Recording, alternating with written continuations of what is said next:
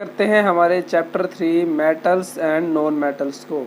तो metals and non metals में जो हमारा पहला टॉपिक है वो है हमारा फिजिकल प्रॉपर्टीज़ का। तो चलिए स्टडी करते हैं हमारी मेटल और नॉन मेटल्स की हमारी फिजिकल प्रॉपर्टीज़ क्या क्या होती हैं। तो हमारा सबसे पहला टॉपिक है फिजिकल प्रॉपर्टीज़ ऑफ मेटल। तो मेटल की फिजिकल प्रॉपर्टीज़ में मैंने यहाँ हाईलाइट किया है जो हमारी मेटल की फिजिकल प्रॉपर्टी होती है मेटेलिक लस्टर, यानी कि मेटल जो हमारी होती है इनमें इनकी एक शाइनिंग सरफेस होती है सभी मेटल्स की, जिसे हम मेटेलिक लस्टर कहते हैं। इसके बाद आगे देखते हैं। तो आगे यहाँ कहा गया है कि जो हमारी मेटल्स हैं ये जनरली हार्ड होती हैं, यानी जो मेटल है हमें बेसिकली जो है ये सॉलिड स्टेट में मिलती हैं। उसके बाद यहाँ देखिए मैंने हाईलाइट किया था कि जो मेटल्स हैं उनको आप थिन शीट्स में कन्वर्ट कर सकते हो हैमर के थ्रू या किसी चीज के थ्रू। अगर हम मेटल को बीट करेंगे तो हम उन्हें शीट्स में कन्वर्ट कर सकते हैं। और मेटल की इस प्रॉपर्टी को जो है वो मैलिएबिलिटी के नाम से जो है जाना जाता है। इस मेटल्स की इस प्रॉपर्टी को हम मैलिएबिलिटी कहते हैं। और यहाँ लिखा हुआ है कि gold and silver are the most malleable metals, यानी कि गोल्ड और सिल्वर जो है ये हमारी मोस्ट मैलिएबल मेटल है। आप इनको काफी थिन या काफी पतली शीट्स में कन्वर्ट कर सकते हो। इसके बाद आगे देखते हैं। तो आगे यहाँ कहा गया है कि मेटल्स की ऐसी एबिलिटी जिसके द्वारा आप उनको थिन वायर्स में कन्वर्ट कर सको, इस प्रॉपर्टी को हम कहते हैं डक्टिलिटी, यानी कि मेटल्स की ऐसी प्रॉपर्टी जिसके थ्रू आप मेटल्स के पतले पतले तार बना सके, वायर बना सके, ऐसी प्रॉपर्टी को डक्टिलिटी कहते हैं। इसके आगे यहाँ लिखा हुआ है कि गोल्ड जो है ये हमारी मोस्ट डक्टाइल मेटल है, यानी कि गोल्ड जो है आप इससे काफी ज्यादा जो है वो थिन वायर्स जो है वो बना सकते हैं। जैसे कि यहाँ आगे लिखा भी हुआ है कि आप 1 ग्राम ऑफ गोल्ड से, यानी कि गोल्ड के सिर्फ 1 ग्राम जो हमारा टुकड़ा होगा या हमारा पीस होगा, उससे आप अराउंड 2 किलोमीटर लेंथ यानी 2 किलोमीटर लेंथ की जो वायर है वो जो ड्रा कर सकते हो 2 किलोमीटर 1 ग्राम ऑफ गोल्ड से। इसके बाद आगे देखते हैं। तो आगे यहाँ कहा गया है कि जो मेटल्स हैं हमारी गुड कंडक्टर ऑफ हीट होती हैं, यानी जो मेटल्स हैं ये हमारी हीट को जो है कंडक्ट करती हैं। इसलिए मेटल्स का जो यूज किया जाता है वो वेसल्स या बर्तन बनाने में किया जाता है। इसके अलावा कहा गया है कि मेटल्स का जो है मेल्टिंग पॉइंट काफी हाई होता है, यानी वो जो है हाई टेम्परेचर पे ही मेल्ट होती हैं, इजीली मेल्ट नहीं होती। और इसके आगे यहाँ कहा गया है कि जो हीट के बेस्ट कंडक्टर मेटल्स हैं वो होती हैं सिल्वर और कॉपर। इसीलिए जो बर्तन हैं वो हमारे कॉपर या सिल्वर के बनाए जाते हैं। बट सिल्वर क्योंकि कॉस्टली होता है इसलिए मोस्ट ऑफ द जो कंडक्टिंग एलिमेंट्स हैं या कंडक्टिंग जो हमारे आर्टिकल्स हैं वो हम कॉपर के बनाते हैं। इसके अलावा यहाँ कहा गया है कि लीड और मरकरी ये जो हमारी है ऐसी मेटल्स हैं जो हीट की पुअर कंडक्टर होती हैं। तो यहाँ आपका एक्सेप्शन भी दिया हुआ है कि कुछ मेटल्स हमारी ऐसी भी होती हैं जैसे कि लीड और मरकरी जो कि मेटल की पुअर कंडक्टर होती हैं। इसके बाद आगे देखते हैं। तो आगे यहाँ कहा गया है कि जो मेटल्स हैं नॉट ऑल द मेटल्स, बस कुछ मेटल्स ऐसी होती हैं जिनको अगर आप स्ट्राइक करेंगे किसी हार्ड सरफेस से तो वो एक साउंड प्रोड्यूस करती हैं। और मेटल की इस प्रॉपर्टी को कहा जाता है सोनोरस। तो नॉन मेटल्स के बारे में पढ़ने से पहले एक बार हम हमारी मेटल्स की सभी प्रॉपर्टीज को रिवाइज या रिकॉल कर लेते हैं। तो चलिए एक बार रिकॉल कर लेते हैं फिजिकल प्रॉपर्टीज ऑफ मेटल्स को। तो सबसे पहले है हमारी फिजिकल स्टेट।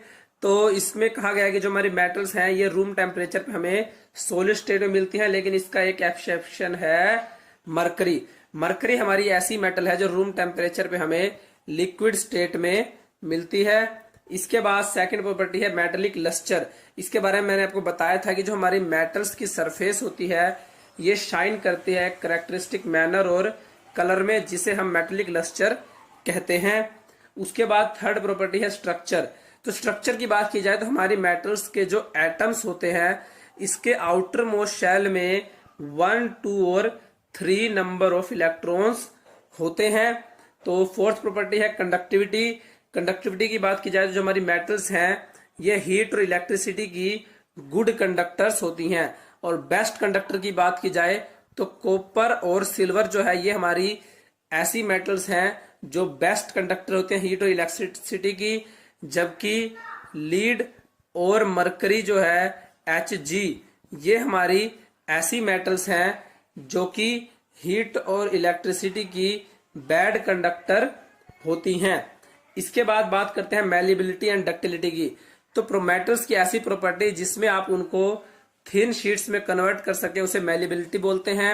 और ऐसी प्रॉपर्टी जिसके द्वारा आप मेटल्स को वायर्स में कन्वर्ट कर सके, यहाँ वायर्स आएगा, उसे हम कहते हैं डक्टिलिटी। तो गोल्ड और सिल्वर हमारी most malleable and ductile metals होती हैं। हार्डनेस की बात की जाए तो मेटल्स जो है ये हमारी जनरली हार्ड होती हैं, लेकिन कुछ मेटल जैसे कि सोडियम और पोटेशियम ये हमारी सॉफ्ट मेटल्स होती हैं और इनको आप नाइफ की हेल्प से भी कट कर सकते हैं। सेवंथ प्रॉपर्टी की बात की जाए मेल्टिंग और बॉइलिंग पॉइंट, तो मेटल्स जो है इनका हमारा हाई मेल्टिंग और बॉइलिंग पॉइंट होता है, यानी इनको बॉईल करने के लिए, मेल्ट करने के लिए आपको हाई टेम्परेचर की जो है नीड होती है। लेकिन इसमें भी एक्सेप्शन है, जैसे कि मरकरी, गैलियम, सीजियम, ये हमारे जो मेटल्स हैं, जैसे मरकरी तो हमें रूम टेम्परेचर पे ही लिक्विड स्टेट में मिलती है, जबकि गैलियम और सीजियम जो है ये हमारी ऐसी मेटल्स हैं जो आपकी हथेली पर ही अगर आप रखेंगे तो उसके टेम्परेचर से ही जो ये हमारी मेल्ट हो जाती हैं। तो अभी हमने नॉन मेटल्स की प्रॉपर्टी के बारे में पढ़ा। अब हम पढ़ते हैं नॉन मेटल की प्रॉपर्टीज के बारे में, ताकि आपको मेटल और नॉन मेटल के बीच का जो डिफरेंस है वो भी अच्छे से समझ में आ जाए।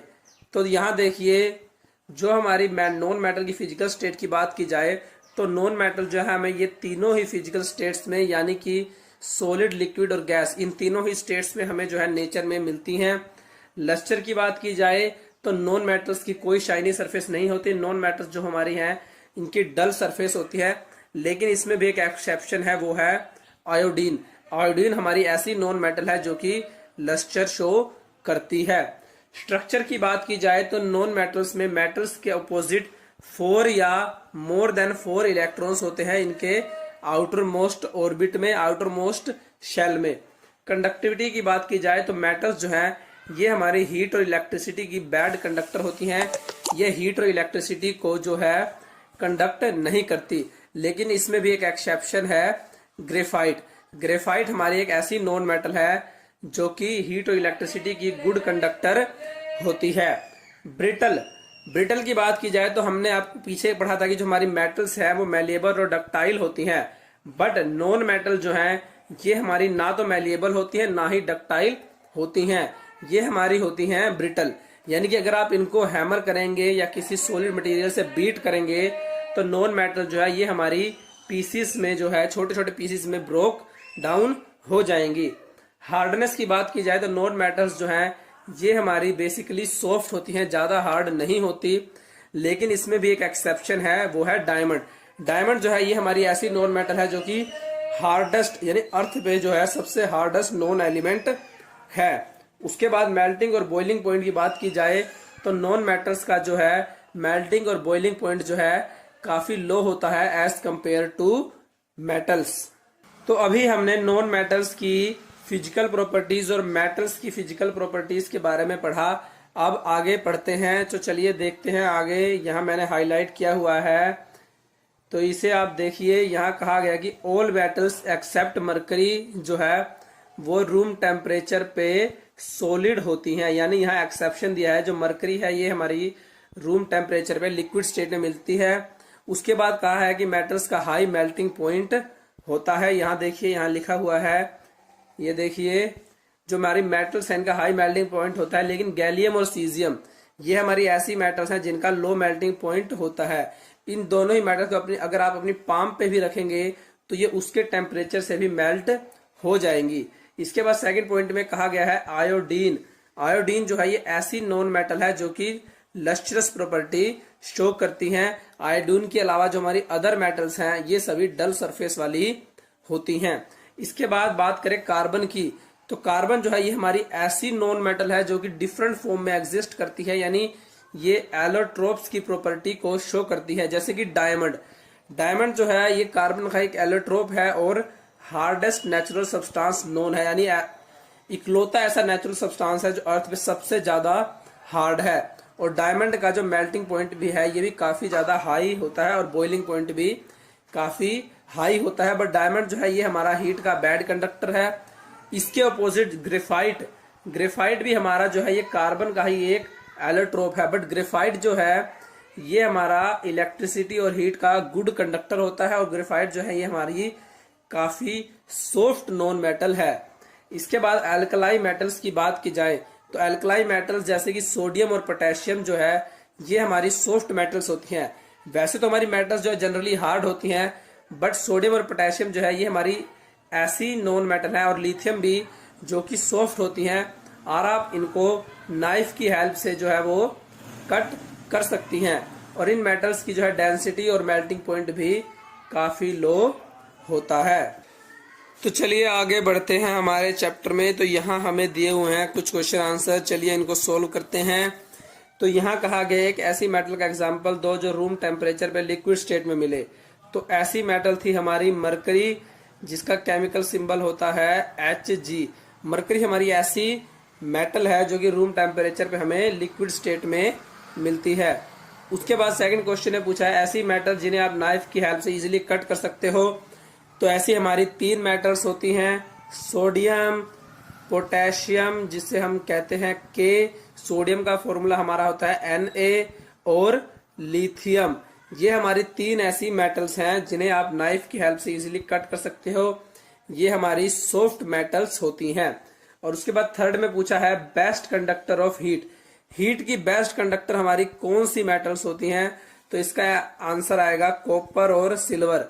कॉपर और सिल्वर हमारी ऐसी मेटल्स हैं जो हीट और इलेक्ट्रिसिटी की बेस्ट कंडक्टर होती हैं।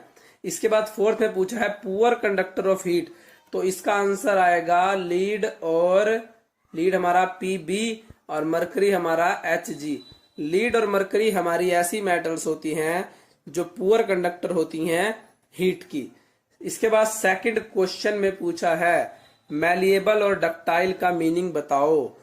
तो मैलिएबिलिटी, अगर हम ऐसी प्रॉपर्टी मेटल्स की जिसके थ्रू आप उन्हें बीट करें हैमर से और थिन शीट्स में कन्वर्ट कर सकें, उस प्रॉपर्टी को तो कहते हैं मैलिएबिलिटी। और ऐसी प्रॉपर्टी जिसमें हम मेटल्स को जो है वायर्स में कन्वर्ट कर सके थिन, उस प्रॉपर्टी को बोलते हैं डक्टिलिटी। तो चलिए करते हैं केमिकल प्रॉपर्टीज ऑफ मेटल्स। तो सबसे पहले हमारा है कि क्या होता है अगर हम मेटल्स को एयर में बर्न करें। तो जो हमारी मैग्नीशियम मेटल है अगर हम इसको एयर में बर्न करें तो ये हमारी वाइट डेजलिंग फ्लेम के साथ बर्न होती है, और जिससे हमें मिलता है मैग्नीशियम ऑक्साइड, राइट। चलिए आगे करते हैं। उसके अलावा जब हम अपनी मेटल्स को ऑक्सीजन में बर्न करते हैं तो हमारी मेटल्स जो हैं वो ऑक्सीजन के साथ कंबाइन होके मेटल ऑक्साइड्स जो है वो बनाती हैं, राइट। जैसे कि अगर हम कॉपर को हीट करें तो कॉपर क्या होगा, कॉपर हमारा ऑक्सीजन के साथ कंबाइन होगा और जिससे हमें कॉपर ऑक्साइड मिलेगा। यहाँ आपको रिएक्शन दी हुई है, copper plus oxygen copper oxide, note कर लीजिए। उसी तरीके से अगर हम एल्यूमिनियम को बर्न करें, एल्यूमिनियम जो है ये हमारा देगा एल्यूमिनियम ऑक्साइड। रिएक्शन आपके पास है aluminium plus oxygen aluminium oxide. तो यहाँ से आप हमारा ये पॉइंट क्लियर हो गया कि मेटल्स जो है ये एयर के साथ या ऑक्सीजन के साथ रिएक्ट करके मेटल ऑक्साइड्स बनाती हैं, राइट। उसके बाद देखते हैं यहाँ हम कि हमें पता लगा हमारे मेटल ऑक्साइड्स कैसे बनते हैं। जब हमारी मेटल ऑक्सीजन से रिएक्ट करती है तो मेटल ऑक्साइड्स बनते हैं। उसके बाद कहा गया है कि जो हमारी मेटल ऑक्साइड्स हैं ये बेसिक नेचर के होते हैं। बेसिक नेचर के कैसे होते हैं, अगर आप किसी मेटल ऑक्साइड को जो है किसी एसिड के साथ रिएक्ट करवाओगे तो हमें मिलेगा सोल्ट प्लस वाटर। और ऐसा तभी होता है जब हमारा कोई जो है एलिमेंट वो बेसिक नेचर का हो, तभी वो एसिड के साथ रिएक्ट करके सोल्ट एंड वाटर बनाएगा। इसीलिए हम कह सकते हैं कि जो हमारे मेटल ऑक्साइड्स हैं वो बेसिक नेचर के होते हैं। तो चलिए प्रूफ करते हैं कि हमारे जो मेटल ऑक्साइड्स हैं वो बेसिक नेचर के होते हैं। तो हम एक मेटल ऑक्साइड लेते हैं हमारा कॉपर ऑक्साइड, और जब हम इसकी रिएक्शन करवाएंगे हाइड्रोक्लोरिक एसिड से तो ये एक ब्लूइश ग्रीन सॉल्यूशन फॉर्म करेगा, जो कि हमारा होगा कॉपर क्लोराइड और वाटर फॉर्म करेगा। ये हमारा सोल्ट है और ये वाटर है। और ये रिएक्शन जो है ये हमारी बिल्कुल सेम होती है जब हम किसी बेस और एसिड की रिएक्शन करवाते हैं, तो उस रिएक्शन से भी हमें सोल्ट और वाटर मिलता है, जो कि हमारी न्यूट्रलाइजेशन रिएक्शन होती है। तो इस बेसिस पर भी हम कह सकते हैं कि जो हमारा मेटल ऑक्साइड है वो हमारा बेसिक नेचर का होता है। इसके अलावा अगर हम मेटलिक ऑक्साइड्स की वाटर के साथ रिएक्शन करवाएं तो हमें मिलेगा मेटल हाइड्रोक्साइड, जो कि रेड लिटमस पेपर को हमारा जो है वो ब्लू कलर का कर देगा। और ऐसा तभी होता है जबकि हमारा जो सॉल्यूशन है वो बेसिक नेचर का हो, तभी वो रेड लिटमस पेपर को ब्लू कलर में चेंज कर देता है। इससे भी हम कह सकते हैं कि जो हमारा मेटलिक ऑक्साइड्स हैं वो बेसिक नेचर के होते हैं। जैसे कि अगर यहाँ देखिए मैग्नीशियम ऑक्साइड है, अगर आप इसको वाटर में डिज़ोल्व करेंगे तो हमें मिलेगा मैग्नीशियम हाइड्रोक्साइड, जो कि हमारा बेसिक नेचर का होता है। अब यहाँ पे ये नोट करने वाली बात ये है कि वाटर जो है ये हमारा न्यूट्रल नेचर का होता है। इसीलिए हम कह सकते हैं कि जो बेसिक नेचर आया वो हमारा आया मेटल ऑक्साइड्स की वजह से। तो इस एक्टिविटी से भी प्रूफ होता है कि जो हमारे मेटलिक ऑक्साइड्स हैं वो हमारे बेसिक नेचर के होते हैं। तो अभी हमने प्रूफ किया कि जो हमारे मेटल ऑक्साइड्स हैं ये बेसिक नेचर के होते हैं। लेकिन कुछ हमारे मेटल ऑक्साइड्स ऐसे होते हैं जैसे कि एल्युमिनियम ऑक्साइड या फिर जिंक ऑक्साइड, जो कि एसिडिक और बेसिक दोनों ही नेचर को शो करते हैं। ऐसे मेटल ऑक्साइड्स जो कि एसिडिक और बेसिक नेचर दोनों ही शो करें उन्हें हम एम्फोटेरिक ऑक्साइड्स कहते हैं। फॉर एग्जांपल अब यहाँ देखिए एल्युमिनियम ऑक्साइड की अगर हम बात करें तो एल्युमिनियम ऑक्साइड को अगर हम एसिड से रिएक्ट करवाएं तो भी हमारा ये सोल्ट और वाटर बना रहा है, और दूसरी तरफ अगर हम एल्युमिनियम ऑक्साइड को किसी बेस के साथ रिएक्ट करवाएं तो भी ये सोल्ट और वाटर जो है वो फॉर्म करता है। यानी दोनों ही केसेस में जो ये है हमारा एल्युमिनियम ऑक्साइड ये सोल्ट और वाटर बनाता है, यानी कि पहले केस में इसने बेसिक नेचर को शो किया और दूसरे केस में एसिडिक नेचर को। तो इस केस में हम कह सकते हैं कि जो हमारा एल्युमिनियम ऑक्साइड है ये हमारा एक एम्फोटेरिक ऑक्साइड है। उसी तरीके से जिंक ऑक्साइड भी हमारा एक एम्फोटेरिक ऑक्साइड होता है। उसके बाद इधर देखिए तो यहाँ कहा गया है कि जो हमारे मेटल ऑक्साइड्स हैं ये वाटर में इनसोल्यूबल होते हैं, यानी कि ये वाटर में डिज़ोल्व नहीं होते। लेकिन जैसे कि हमने फिजिकल प्रॉपर्टीज़ भी की थी तो केमिकल प्रॉपर्टीज़ में भी कुछ एक्सेप्शन होते हैं। जैसे कि कुछ हमारे मेटल ऑक्साइड्स ऐसे होते हैं जो वाटर में डिज़ोल्व हो जाते हैं और एल्कलाइज को जो है वो फॉर्म करते हैं। कैसे? जैसे ये हमारा है सोडियम ऑक्साइड और पोटेशियम ऑक्साइड। ये हमारे ऐसे मेटल ऑक्साइड्स हैं जो कि वाटर में डिज़ोल्व हो जाते हैं और एल्कलाइज को जो है वो प्रोड्यूस करते हैं। यहाँ आपको रिएक्शन दी हुई है। ये हमारा सोडियम ऑक्साइड है जो कि अगर वाटर में डिज़ोल्व होता है तो सोडियम हाइड्रोक्साइड बनता है। दूसरी तरफ अगर हम पोटेशियम ऑक्साइड की बात करें तो पोटेशियम ऑक्साइड भी वाटर के साथ रिएक्ट करके पोटेशियम हाइड्रोक्साइड जो है ये बनाता है। तो जहाँ सारे मेटल ऑक्साइड्स हमारे वाटर में इनसोल्यूबल होते हैं तो सोडियम ऑक्साइड और पोटेशियम ऑक्साइड वाटर के साथ रिएक्ट कैसे करते हैं, ऐसा उनकी रिएक्टिविटी की वजह से होता है। देखिए अगर हम यहाँ पढ़ते हैं तो यहाँ देखिए यहाँ कहा गया है कि जो ऑल मेटल्स हैं ये ऑक्सीजन के साथ सेम रेट पर रिएक्ट नहीं करती। डिफरेंट मेटल्स जो है वो डिफरेंट रिएक्टिविटीज़ जो है उनकी ऑक्सीजन के टुवार्ड्स होती है, यानी कि जो मेटल जितनी ज़्यादा रिएक्टिव होगी वो उतना ही ज़्यादा रिएक्ट करेगी। फॉर एग्जांपल आप यहाँ देखिए सोडियम और पोटेशियम मेटल, मैंने आपको बताया था ना कि सारे मेटल ऑक्साइड रिएक्ट नहीं करते बट सोडियम और पोटेशियम रिएक्ट करते हैं। ऐसा इसलिए होता है कि सोडियम और जो पोटेशियम मेटल हैं ये हमारी काफ़ी ज़्यादा रिएक्टिव मेटल्स हैं। अगर आप इनको ओपन एयर में भी रख दें, ऑक्सीजन की अगर रिएक्टिविटी की बात करें तो अगर आप इनको ओपन एयर में रख दें तो ये हवा को कैच कर लेती हैं। क्यों करती हैं? क्योंकि ये हवा से रिएक्ट करके जो है अपने ऑक्साइड्स जो है वो बना लेते हैं, इतनी रिएक्टिव मेटल हैं। इसीलिए सोडियम और पोटेशियम को ताकि ये हवा से कैच ना करें और अपने ऑक्साइड्स ना बनाएं, हम इनको प्रोटेक्ट करने के लिए जो है वो कैरोसिन ऑयल में रखते हैं। ये आपका 1 नंबर का क्वेश्चन भी बन सकता है, एग्जाम में पूछा भी जा सकता है कि सोडियम और पोटेशियम मेटल्स को जो है वो कैरोसिन ऑयल में क्यों रखा जाता है। तो हमने ये पढ़ा कि सोडियम और पोटेशियम हमारी ऐसी मेटल्स हैं जो हवा में अगर हम इनको एक्सपोज करते हैं तो ये बहुत जल्दी जो है वो रिएक्ट करके अपने ऑक्साइड्स बना लेती हैं। बट उसके बाद हमारी कुछ मेटल्स ऐसी होती हैं जैसे मैग्नीशियम, एल्युमिनियम, जिंक और लीड, ये इतनी फास्ट नहीं, बट ये भी जो है अगर आप इनको एयर में एक्सपोज कर दें तो ये भी हवा के साथ काफ़ी तेज़ी से रिएक्ट करती हैं और अपने ऑक्साइड्स बनाती हैं, जिससे कि इन मेटल्स, मान लीजिए अगर ये हमारी मेटल की सरफेस है तो इसके ऊपर इन्हीं मेटल्स के ऑक्साइड की एक लेयर जो है वो चढ़ जाती है और ये लेयर जो क्या करती है, ये जो नीचे हमारी जो मेटल होती है उसके फर्दर ऑक्सीडेशन को रोक देती है। अब इस फर्दर ऑक्सीडेशन को रोकने का फ़ायदा क्या है ये हम आगे अभी पढ़ेंगे, बट उससे पहले हम जो है मेटल्स की ऑक्सीजन या एयर के साथ जो है वो रिएक्टिविटी को कवर कर लेते हैं। तो उसके बाद जो हमने यहाँ हाईली रिएक्टिव भी पढ़ ली, मिड रिएक्टिव भी पढ़ ली, उसके बाद जो लोअर रिएक्टिव यानी कम रिएक्टिव मेटल्स हैं जैसे कि आयरन, ये हमारी हवा में रिएक्ट करके बर्न नहीं होती।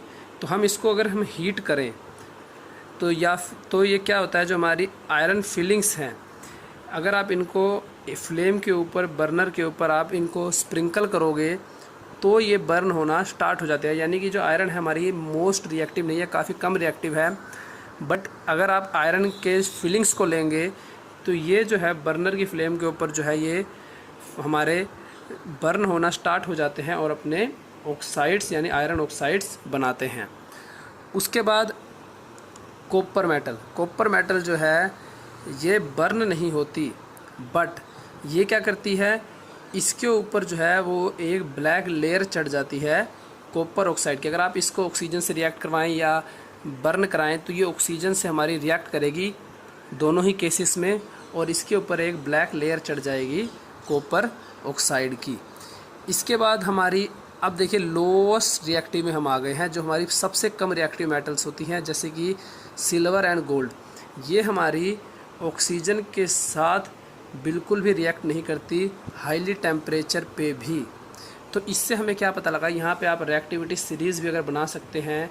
तो अगर हम ऊपर सबसे ज़्यादा हाईली रिएक्टिव मेटल्स को रखेंगे तो हाईली रिएक्टिव मेटल्स हमारी कौन सी होंगी, हाईली रिएक्टिव मेटल्स हमारी होंगी यहाँ अगर इंक्रीज में हमारी सोडियम एंड पोटेशियम, जो हवा के साथ सबसे ज़्यादा रिएक्ट करती हैं, ऑक्सीजन के साथ सबसे ज़्यादा रिएक्ट करती हैं। उसके बाद नंबर आएगा हमारा magnesium, aluminium, zinc and lead का इस प्लेस पर। देन नंबर आएगा आयरन का, उसके बाद नंबर आएगा कॉपर मेटल का, और लेस रिएक्टिव मेटल्स में सबसे नीचे आएगा सिल्वर एंड गोल्ड का, जो कि हमारी लेस रिएक्टिव या लीस्ट रिएक्टिव मेटल्स होती हैं टुवार्ड्स दी ऑक्सीजन।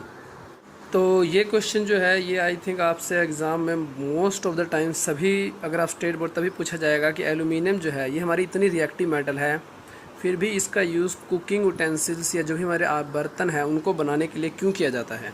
देखो एल्युमिनियम जो है ये हमारे लिए हाईली रिएक्टिव मेटल है। अगर आप इसको एयर से रिएक्ट करवाएं तो क्या होगा, एल्युमिनियम के ऊपर एल्युमिनियम ऑक्साइड की एक थिक लेयर जो है वो फॉर्म हो जाएगी।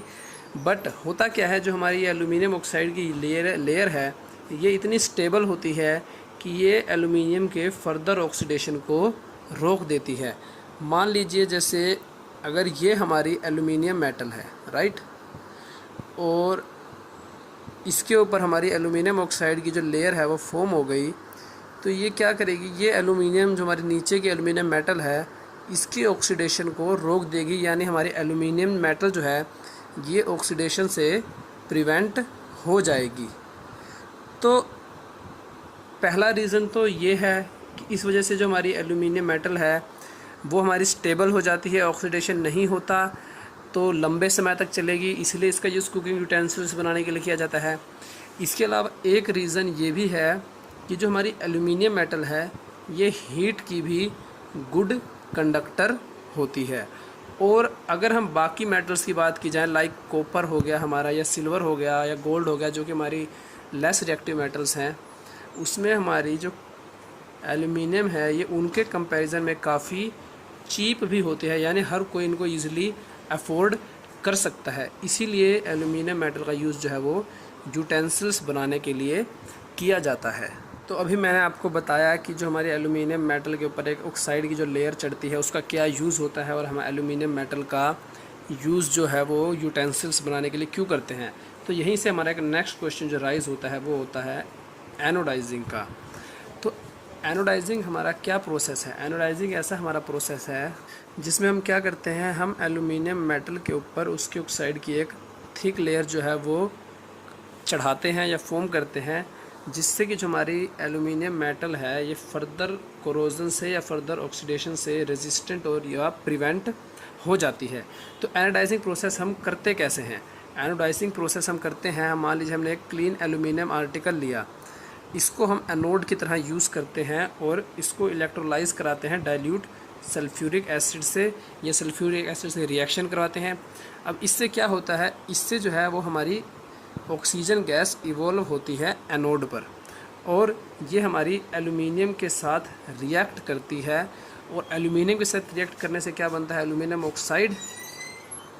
और ये जो हमारी एल्यूमिनियम ऑक्साइड की लेयर होती है ये काफ़ी थिकर और प्रोटेक्टिव लेयर होती है। मैंने आपको भी पहले भी बताया था जब हमने अभी किया था कि एल्यूमिनियम का यूज़ जो है वो यूटेंसिल्स बनाने के लिए किया जाता है।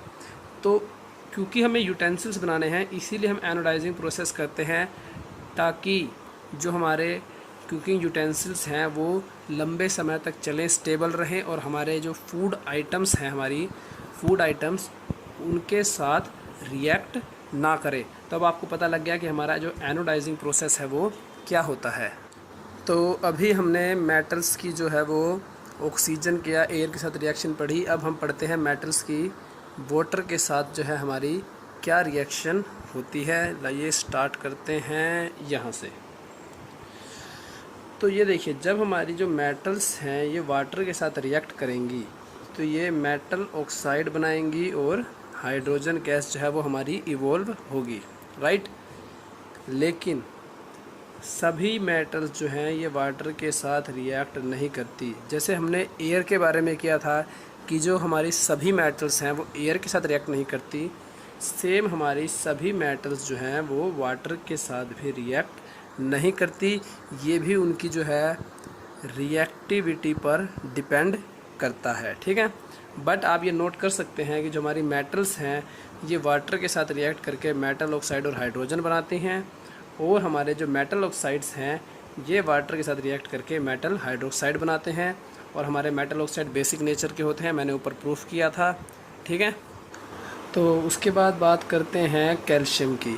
तो कैल्शियम की जो वाटर के साथ रिएक्शन होगी वो इतनी ज़्यादा वायलेंट नहीं होगी, क्योंकि कैल्शियम हमारी रिएक्टिव मेटल है but not more than potassium और सोडियम। तो इसकी जो रिएक्शन होगी वाटर के साथ ये इतनी वायलेंट नहीं होगी कि इसमें इतनी हीट इवॉल्व हो और हाइड्रोजन जो हमारी फायर को कैच कर सके। बट हमारी जो कैल्शियम के साथ रिएक्शन होगी इसमें भी अगर हम वाटर से रिएक्ट करेंगे तो कैल्शियम हाइड्रोक्साइड बनेगा और हाइड्रोजन गैस जो है वो प्रोड्यूस होगी और साथ ही में हीट भी जो है वो हमारी इवॉल्व होगी। नॉट मोर देन सोडियम और पोटेशियम बट हीट इवॉल्व होगी। और अगर मैंने यहाँ पे गलती से बोल दिया हो कि सोडियम ऑक्साइड या पोटेशियम ऑक्साइड, तो यहाँ माफ़ कीजिएगा, नोट कर लीजिएगा कि सोडियम हाइड्रोक्साइड और पोटेशियम हाइड्रोक्साइड जो है वो हमारे बनेंगे। उसके बाद बात करें मैग्नीशियम की। तो मैग्नीशियम देखिए मैंने आपको बताया था रिएक्टिव मेटल है but not more than these. तो मैग्नीशियम जो है ये हमारा कोल्ड वाटर से रिएक्ट नहीं करेगा, ये हॉट वाटर के साथ रिएक्ट करेगा और बनाएगा magnesium hydroxide and hydrogen gas. आप इसको नोट करते रहिए ताकि अगर आपसे पूछा जाए कि मेटल्स को वाटर की रिएक्टिविटी के ऑर्डर में अरेंज करो तो सबसे पहले आप लिखेंगे मोस्ट रिएक्टिव मेटल जो वाटर के टुवार्ड्स हैं, sodium potassium, then calcium, then magnesium and so on. अभी हम आगे बात करेंगे। तो उसके बाद देखिए कि हमारी कुछ मेटल्स जैसे कि एल्यूमिनियम, आयरन और जिंक, ये जो हैं ये मेटल्स ना ही कोल्ड वाटर से रिएक्ट करती हैं और ना ही हॉट वाटर से, क्योंकि ये लेस रिएक्टिव होती हैं as compare to sodium, potassium या कैल्शियम या मैग्नीशियम। इनसे कम रिएक्टिव होती हैं हमारी मेटल्स एल्यूमिनियम, आयरन और जिंक, इसीलिए कोल्ड वाटर और हॉट वाटर से रिएक्ट नहीं करती। बट ये जो हमारी मेटल्स हैं ये स्टीम से रिएक्ट करती हैं, जो कि वाटर की ही एक फॉर्म है। तो स्टीम से रिएक्ट करेंगी और बनाएंगी मेटल ऑक्साइड्स और इवॉल्व करेंगी हाइड्रोजन गैस। यहाँ आपको रिएक्शन दी हुई है। एल्यूमिनियम की वाटर गैस यानी कि स्टीम, और जिससे हमारा बनेगा aluminium oxide and hydrogen gas. Similarly अगर हम आयरन की रिएक्शन करवाएंगे स्टीम के साथ तो हमें मिलेगा आयरन ऑक्साइड और हाइड्रोजन गैस। अब जैसे हमने एयर के साथ रिएक्ट करवाया था तो उसमें हमारी गोल्ड और सिल्वर जो कि लीस्ट रिएक्टिव मेटल थी और उन्होंने वाटर से एयर से रिएक्ट नहीं किया था या ऑक्सीजन से रिएक्ट नहीं किया था, उसी तरीके से जैसे हमारी मेटल्स हैं lead, copper, silver and gold, ये भी वाटर के केस में वाटर की किसी भी फॉर्म से रिएक्ट नहीं करती। यानी कि अगर हमें वाटर के केस में रिएक्टिविटी सीरीज बनानी पड़ जाए तो उसमें लीस्ट रिएक्टिव मेटल के प्लेस पे आएगा इन चारों मेटल्स का नाम lead, copper, silver and gold. और सबसे मोस्ट रिएक्टिव मेटल्स के केसेस में नाम आएगा पोटेशियम एंड सोडियम का।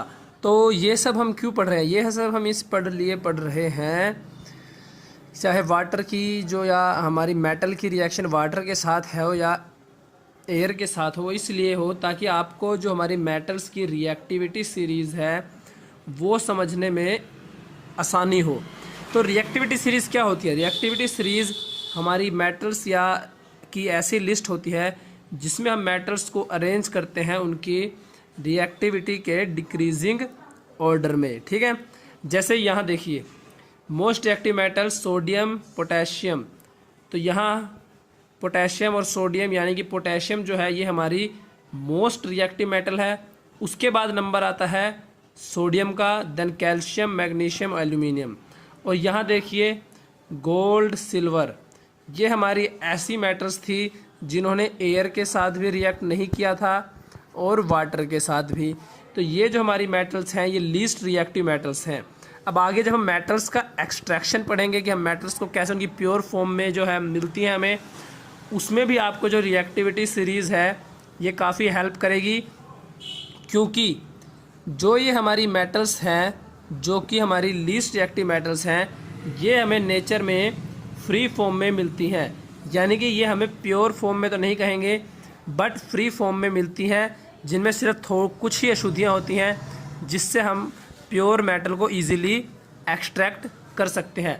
बट जो हमारी ये मेटल्स हैं रिएक्टिव मेटल्स, ये नेचर में हमें फ्री फॉर्म में नहीं मिलती, ये हमेशा हमें उनके कंपाउंड्स की फॉर्म में मिलती हैं। जो हमारी मेटल्स हैं ये एसिड्स के साथ कैसे रिएक्ट करती हैं, तो आप नोट कर लीजिए कि जो हमारी मेटल्स हैं ये अगर एसिड्स के साथ रिएक्ट कराएंगी तो हमें सोल्ट और हाइड्रोजन गैस मिलेगी। यानी कि जो हमारी मेटल्स हैं वो हमारे एसिड जैसे कि HCl हो गया या हमारा सल्फ्यूरिक एसिड H2SO4 हो गया, तो उसके साथ रिएक्ट करेंगी जिससे कि हमें हमारा मेटल का एक सोल्ट मिलेगा जो कि कंपाउंड होगा और हाइड्रोजन गैस मिलेगी। जैसे कि इधर देखिए जो हमारी सोडियम मेटल है ये हाइड्रोक्लोरिक एसिड यानी कि HCl के साथ रिएक्ट करके सोडियम क्लोराइड और हाइड्रोजन गैस जो है वो बनाती है। और जो हमारी सोडियम क्लोराइड है जो कि हमारी इस रिएक्शन का कंपाउंड है उसे हम कॉमन सोल्ट या जो हम घरों में यूज़ करते हैं नॉर्मल सोल्ट के नाम से भी जानते हैं। और हमारे NaCl यानी कि कॉमन सोल्ट का यूज़ हो घरों में यानी होम इंडस्ट्री में फूड्स वगैरह प्रिपेयर करने के लिए और इंडस्ट्रीज़ में भी वेरियस प्रोसेसेस के लिए किया जाता है। सिमिलर रिएक्शन हमारी होगी मैग्नीशियम के केस में भी। जब हम हमारी मैग्नीशियम मेटल को हाइड्रोक्लोरिक एसिड के साथ रिएक्ट करवाएंगे तो जो हमारी मैग्नीशियम मेटल है ये हाइड्रोक्लोरिक एसिड के साथ रिएक्ट करेगी जिससे कि हमें मेटल का एक सोल्ट मिलेगा जिसका नाम होगा मैग्नीशियम क्लोराइड। और इस रिएक्शन में भी हमारी हाइड्रोजन गैस जो है वो रिलीज होगी। तो HCl के बाद चलिए हम हमारी मेटल की रिएक्शन करवा के देखते हैं सल्फ्यूरिक एसिड के साथ। तो जब हम हमारी मेटल जिंक की रिएक्शन करवाएंगे डाइल्यूट सल्फ्यूरिक एसिड के साथ तो हमें जिंक मेटल का सोल्ट मिलेगा जिसका नाम होगा जिंक क्लोराइड। और इस रिएक्शन में भी हमारी जो है वो हाइड्रोजन गैस इवॉल्व होगी और या फिर रिलीज होगी। तो इस रिएक्शन में जिससे कि हमने जो है जिंक सल्फेट और हाइड्रोजन गैस मिली, ये जो हमारी रिएक्शन है इस रिएक्शन का यूज़ लेबोरेटरीज में किया जाता है हाइड्रोजन गैस की प्रोडक्शन के लिए। तो अभी हमने हमारी मेटल्स की रिएक्शन करवाई कुछ एसिड्स के साथ जिससे कि हमें सोल्ट और हाइड्रोजन गैस मिली। बट कुछ एसिड्स जैसे कि जो हमारा है नाइट्रिक एसिड यानी कि HNO3, इसके केस में क्या होता है, इसके केस में जो है वो हाइड्रोजन गैस इवोल्व नहीं होती। ऐसा क्यों होता है, चलिए देखते हैं। तो अगर हम हमारी किसी मेटल की रिएक्शन नाइट्रिक एसिड के साथ करवाते हैं तो उस रिएक्शन में हाइड्रोजन गैस लिबरेट या रिलीज क्यों नहीं होती, जबकि हमने पढ़ा था कि जब भी हमारी मेटल जो है वो किसी एसिड के साथ रिएक्ट करवाएगी तो हमें मेटल सोल्ट और हाइड्रोजन गैस मिलेगी। तो ऐसा इसलिए होता है क्योंकि जो हमारा नाइट्रिक एसिड है ये एक स्ट्रोंग ऑक्सीडाइजिंग एजेंट है। तो ये क्या करता है, ये जो हमारी हाइड्रोजन गैस जो लिबरेट या रिलीज होती है उसको ऑक्सीडाइज कर देता है, और ऑक्सीडाइज करने की वजह से जो हमारी हाइड्रोजन गैस है ये वाटर में कन्वर्ट हो जाती है। और साथ ही हमारा जो नाइट्रिक एसिड है ये खुद को भी रिड्यूस कर लेता है और नाइट्रोजन के ही किसी ऑक्साइड में जैसे कि नाइट्रिक ऑक्साइड या नाइट्रोजन डाइऑक्साइड में कन्वर्ट कर लेता है। तो आपको ये प्रोसेस जो है इस रिएक्शन के थ्रू ज़्यादा समझ में आएगा जहां हमने जिंक मेटल की रिएक्शन करवाई है नाइट्रिक एसिड के साथ। तो जिंक मेटल जब हमारी डाइल्यूट नाइट्रिक एसिड से रिएक्ट करती है तो हमें जिंक नाइट्रेट यानी कि जिंक मेटल का एक सोल्ट मिलता है। साथ ही नाइट्रिक ऑक्साइड यानी कि मैंने आपको बताया था जो हमारा नाइट्रिक एसिड है ये खुद को रिड्यूस कर लेता है और नाइट्रोजन के ही किसी ऑक्साइड में कन्वर्ट हो जाता है और हमें मिलेगा वाटर। वाटर कैसे मिलता है, जो हमारा नाइट्रिक एसिड है ये ऑक्सीडाइजिंग एजेंट है, ये हाइड्रोजन गैस को जो इवोल्व होती है उसको ऑक्सीडाइज करके वाटर में कन्वर्ट कर देता है। और इसीलिए जब हम हमारी मेटल्स की रिएक्शन करवाते हैं नाइट्रिक एसिड के साथ तो हाइड्रोजन गैस जो है वो रिलीज या लिबरेट नहीं होती। तो हमारा नेक्स्ट टॉपिक है एक्वा रेजिया। अब एक्वा रेजिया क्या होता है, एक्वा रेजिया जो है इसे हम रॉयल वाटर भी कहते हैं, जो कि प्रिपेयर किया जाता है concentrated mixture of hydrochloric acid and nitric acid, यानी कि जो हमारा एक्वा रेजिया है वो HCl और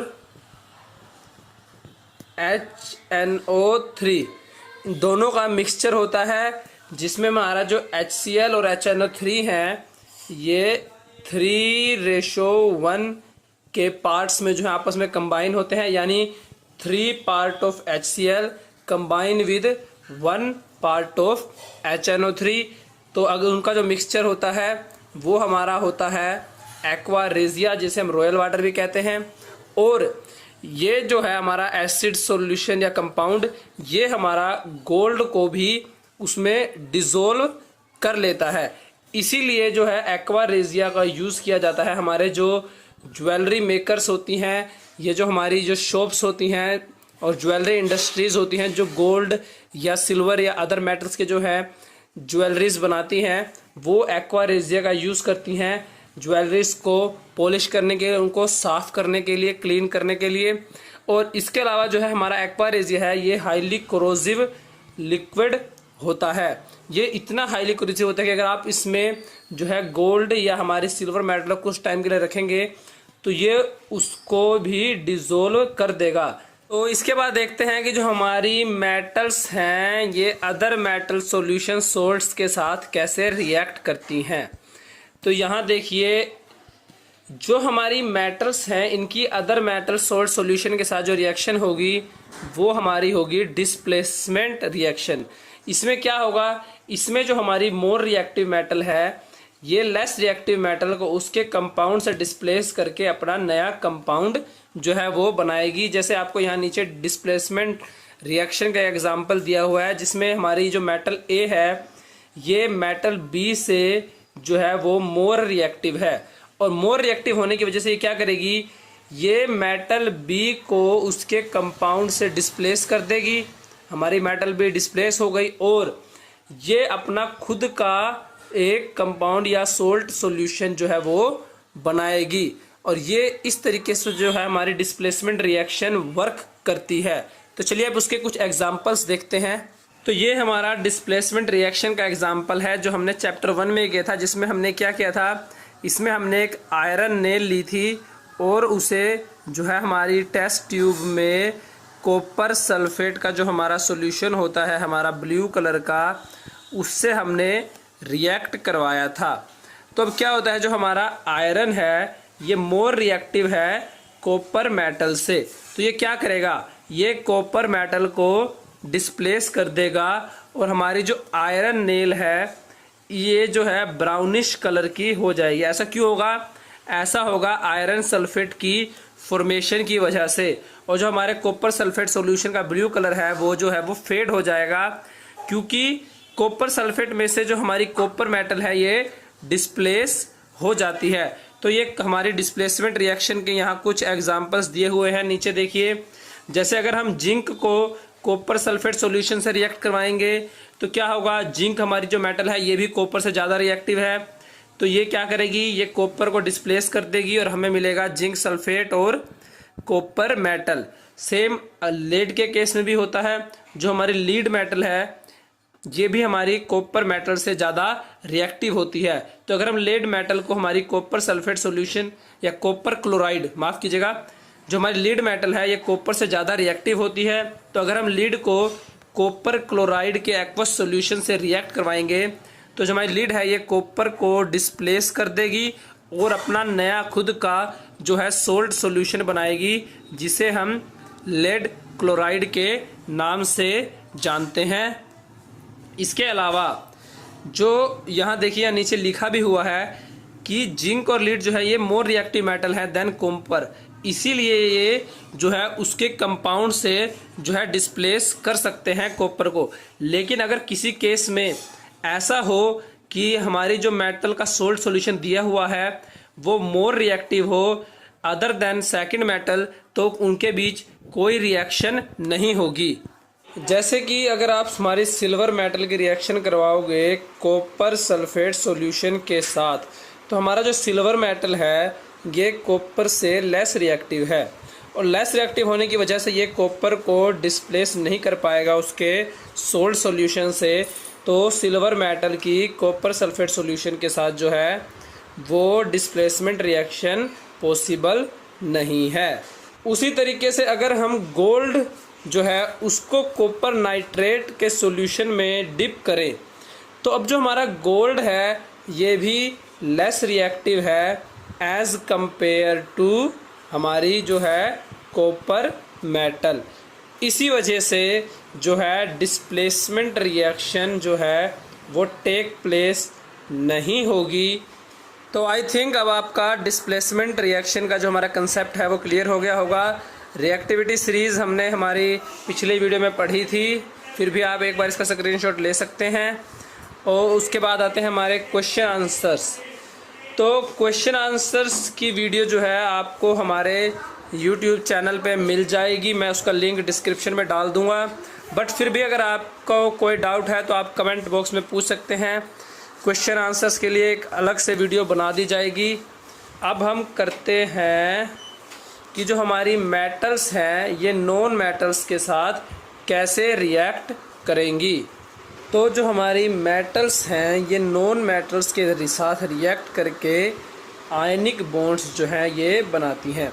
अब आयनिक बॉन्ड्स क्या होते हैं ये हम आगे पढ़ेंगे, ठीक है। और आयनिक बॉन्ड्स की फॉर्मेशन से जो कंपाउंड्स बनते हैं इन्हें हम आयनिक कंपाउंड्स कहते हैं।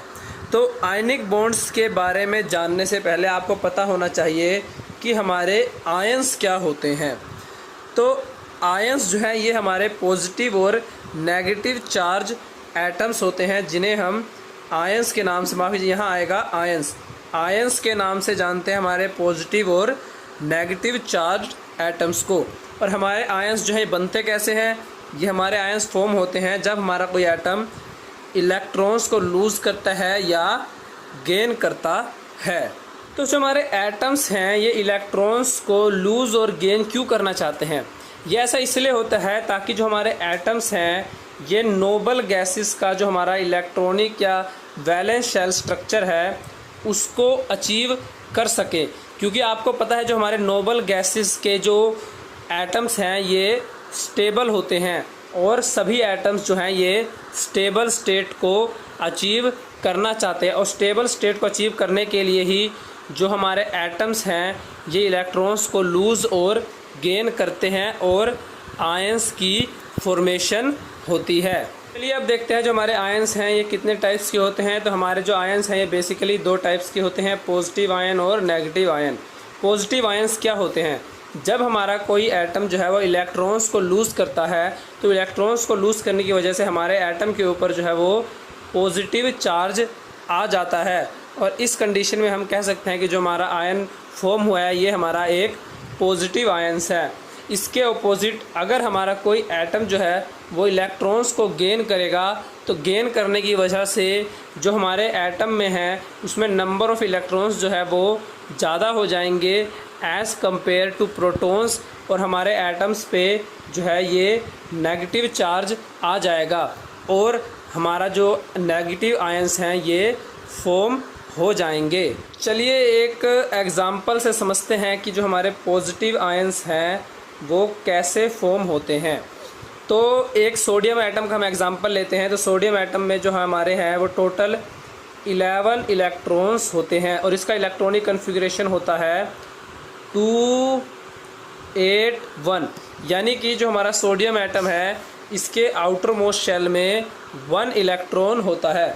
तो इसके लिए इलेक्ट्रॉन्स को, यानी कि अगर इसको स्टेबल स्टेट अचीव करनी है तो या तो इसको 1 इलेक्ट्रॉन को लूज़ करना होगा या फिर इसको 7 इलेक्ट्रॉन्स का गेन करना होगा। तो 7 इलेक्ट्रॉन्स को गेन करने से ज़्यादा इजी होगा कि जो हमारा सोडियम एटम है ये 1 इलेक्ट्रॉन को लूज़ कर दे। तो जब 1 इलेक्ट्रॉन को लूज़ करेगा तो जो हमारा सोडियम एटम है ये स्टेबल ऑक्टेट स्टेट को अचीव कर लेगा, क्योंकि उसके बाद जो इसका आउटर मोस्ट शेल है उसमें 8 इलेक्ट्रॉन्स बचेंगे। बट यहाँ देखिए, अब सोडियम एटम में जो है हमारे टोटल नंबर ऑफ़ इलेक्ट्रॉन्स हो गए 10, बट इसमें अभी भी स्टिल 11 प्रोटॉन्स जो हैं वो प्रेजेंट हैं, जिस वजह से जो हमारा सोडियम एटम है इसके ऊपर जो नेट है वो पॉजिटिव चार्ज आ जाएगा, और जो हमारा सोडियम एटम है ये एक पॉजिटिव आयन जो है वो, या कैटायन भी हम इसको कह सकते हैं। तो इस तरीके से जो है हमारा पॉजिटिव आयन जो है वो सोडियम का फॉर्म हो जाएगा। तो चलिए अब देखते हैं कि हमारे नेगेटिव आयंस हैं वो कैसे बनते हैं। तो हम यहाँ क्लोरीन का ही एग्ज़ाम्पल लेते हैं। तो जो हमारा क्लोरीन का इलेक्ट्रॉनिक कन्फिग्रेशन है वो 287। तो 287 यानी कि इसका जो आउटर मोस्ट शेल है ये कम्प्लीटली फिल नहीं है, तो इसको स्टेबल स्टेट अचीव करने के लिए या तो ये 7 इलेक्ट्रॉन्स को लूज़ करेगा या फिर 1 इलेक्ट्रॉन का गेन करेगा। तो इसके लिए जो हमारा क्लोरीन एटम है इसके लिए 1 इलेक्ट्रॉन का जो गेन करना है ये ज़्यादा इजी रहेगा एज़ कंपेयर टू 7 इलेक्ट्रॉन्स का लूज़ करना। तो हमारा जो क्लोरीन का जो एटम है ये 1 इलेक्ट्रॉन का गेन करेगा, और 1 इलेक्ट्रॉन का गेन करने की वजह से जो है इसके आउटर मोस्ट शेल में जो है 8 इलेक्ट्रॉन्स जो है ये आ जाएंगे, और हमारा जो क्लोरीन है अब इस पे 17 प्रोटॉन्स हैं और 18 इलेक्ट्रॉन्स हैं। तो इलेक्ट्रॉन्स ज़्यादा होने की वजह से हमारे क्लोरीन पे नेगेटिव चार्ज आ जाएगा, और हमारे क्लोरीन का जो है वो नेगेटिव आयन जो है वो बन जाएगा, या इसे हम क्लोराइड एनायन भी कह सकते हैं। तो अब आपको पॉजिटिव और नेगेटिव आयंस के बारे में पता लग गया। अब हम देखते हैं कि जो हमारे आयनिक कंपाउंड्स हैं ये कैसे बनते हैं। तो आयनिक कंपाउंड जो है ये हमारे पॉजिटिव और नेगेटिव आयंस के आपस में जो है वो बॉन्ड बनाने से बनते हैं, आयनिक बॉन्ड बनाने से। और आयनिक बॉन्ड कैसे बनता है, जैसे यहाँ देखिए हमने सोडियम एटम है और क्लोरीन एटम है। अब सोडियम को स्टेबल स्टेट अचीव करने के लिए चाहिए 1 इलेक्ट्रॉन सोडियम हमारा लूज़ करे, राइट। और दूसरी तरफ क्लोरीन को स्टेबल स्टेट अचीव करने के लिए क्या चाहिए कि सोडियम जो है ये हमारा 1 इलेक्ट्रॉन का गेन करे। तो ये दोनों ही एक दूसरे की जो नीड है उसको फुलफ़िल करेंगे, जिससे कि जो है हमारा आयनिक कंपाउंड बनेगा। नीचे यहाँ देखिए सोडियम जो है ये अपना 1 इलेक्ट्रॉन जो है वो क्लोरीन को दे देगा, और इस तरीके से सोडियम और क्लोरीन के बीच में आयनिक बॉन्ड जो है ये बनेंगे, और हमारा जो कंपाउंड बनेगा वो होगा हमारा NaCl यानी कि सोडियम क्लोराइड। तो उसी तरीके से हमारा एक और आयनिक कंपाउंड होता है मैग्नीशियम क्लोराइड। तो मैग्नीशियम क्लोराइड के केस में क्या होता है, हमारा मैग्नीशियम और क्लोरीन एटम हम लेंगे। तो जो हमारा मैग्नीशियम एटम है ये अगर इसको स्टेबल स्टेट अचीव करनी है तो इसके लिए रिक्वायरमेंट है कि हमारा मैग्नीशियम एटम 2 इलेक्ट्रॉन्स को लूज़ करे। दूसरी तरफ जो हमारा क्लोरीन का जो हमारा एटम है, इसको स्टेबल स्टेट अचीव करने के लिए चाहिए कि ये 1 इलेक्ट्रॉन का गेन करे। तो अब क्या होगा, जो हमारा मैग्नीशियम का एटम है इसको 2 इलेक्ट्रॉन लूज़ करने हैं, तो ये क्या करेगा, ये सिमिलर टाइम पे 2 क्लोरीन एटम्स के साथ रिएक्ट करेगा और जो इसके इलेक्ट्रॉन्स हैं ये अपना दोनों इलेक्ट्रॉन्स को अलग अलग क्लोरीन एटम्स को जो है ये दे देगा, जिससे कि जो हमारा मैग्नीशियम एटम है ये भी स्टेबल स्टेट को अचीव कर पाए और जो हमारे क्लोरीन के एटम्स हैं ये भी स्टेबल स्टेट को अचीव कर पाए। और इस तरीके से मैग्नीशियम और क्लोरीन के बीच में जो है आयनिक बॉन्ड्स की फॉर्मेशन होगी और हमें मिलेगा MgCl2, यानी कि मैग्नीशियम क्लोराइड MgCl2, जो कि हमारा एक आयनिक कंपाउंड होगा।